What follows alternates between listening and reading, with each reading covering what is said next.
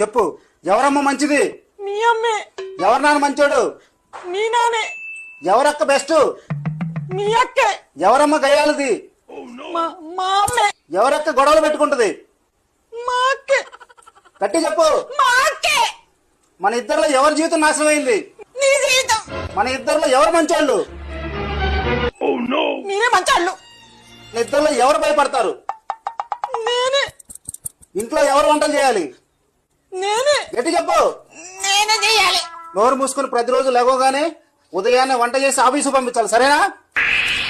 పొద్దున లేసి వంట చేయకపోతే తోలు తీస్తా. ఏంటి 7 అయినా లేగలేదు?